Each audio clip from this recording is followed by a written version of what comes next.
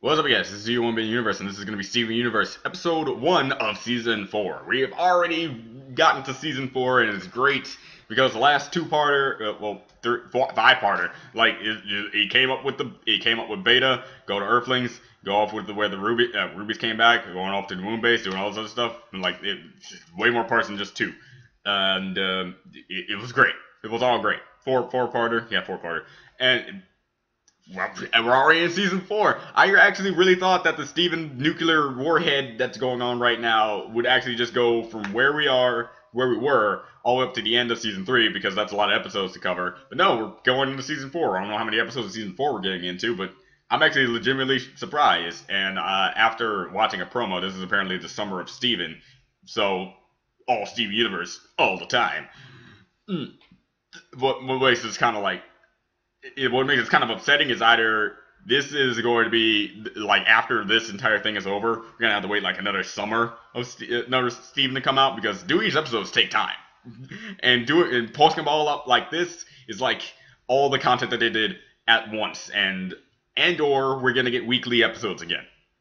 I would like the weekly episode thing, but I'm seeing that they're gonna continue on with the Steven nuclear warhead, Steven bomb. Like next couple of months, we're gonna get into a few episodes. But hope I'm wrong. Don't really know. Y'all can tell me in the comment section if they said something about that already. But we're just gonna get started. Head off from your Google Drive and watch your reaction.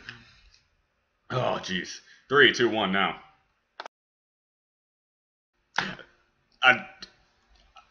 One reason why I like Lapis is she has such of the most real reactions and sayings that I would say in a scenario like this. I'm just reading. I don't usually read, let's just say I'm playing video games, and then all of a sudden a random bubble pops up. I would look at him just, alright. I'm more of the, this is my life now kind of guy. I don't really question the differences of a norm unless I'm addressed to it. Unless I'm someone just like, hey, do you know this? That's great. But Lapis is just looking at him, just like going straight back to her book, like, alright, no, this is a thing. But alright, so so Peridot can bubble gems now. She can bubble gems, and apparently it's like set to the particular location where they live, and so that's cool. Now I know that much. So now I guess Peridot's gonna have like her own sanctuary of bubbles that she can also be. They can also be a good meat morphs. Yeah, it seems to be good art if you put them in like a particular order, I guess. But I like this episode for the development we got between Peridot and Steven, and how we had the confirmation of, the addressing of how Peridot acted during the entire time of being on Earth. Every time the Crystal Gems came after her, the one thing she did was attack to fight back and run away. She did not try to openly find them to attack. She just ran away most of the time. Why did I say she did not try to find them to attack? It's because Jasper did that. Jasper was the one coming to them to fight. She was not running away. The Crystal Gems finding her. Her being backed up into a corner to fight. That was Peridot. I read the comment section, and I heard that someone said that Jasper had the mentality of a fight or flight, and saying that every time that she's a scared gem who's here, and she's so confused and doesn't want to be here, so she attacks out of fear. No, Jasper attacks because she wanted to attack. Peridot was the one trying to run away the entire time. If you're gonna declare them as the same thing, that is not how that worked. Not how that worked at all. That's why I was talking about how Jasper probably wouldn't be redeemed because of her mentality. That mentality is the mentality of a person who has their own agenda. Peridot had her own agenda of getting back to Earth, and once she got talked to, she was easily drive to go into the mindset of being on Earth. Same thing goes with Lapis. Lapis had her own agenda, so she didn't have the agenda of wanting to kill everyone. She was just a trapped being trying to get back home. Once she realized home is not the same thing, and she was dragged back to Earth, she went to the one thing that she finds hope in, and that being Steven. So that's why she's hanging out with Peridot, that she's now becomes friends with. Peridot's the same mentality of trying to run away, but couldn't run away, got talked to, now she's part of the group. Jasper, she had her own mentality. That mentality of a person trying to get what she wanted and do what she wanted, aka kill Rose Quartz for what she did to Pink Diamond, and so on and so forth. So that's just me addressing that, because I did kind of find that kind of weird. like, if a person's trying to find corrupted gems, use this method to find you to fight.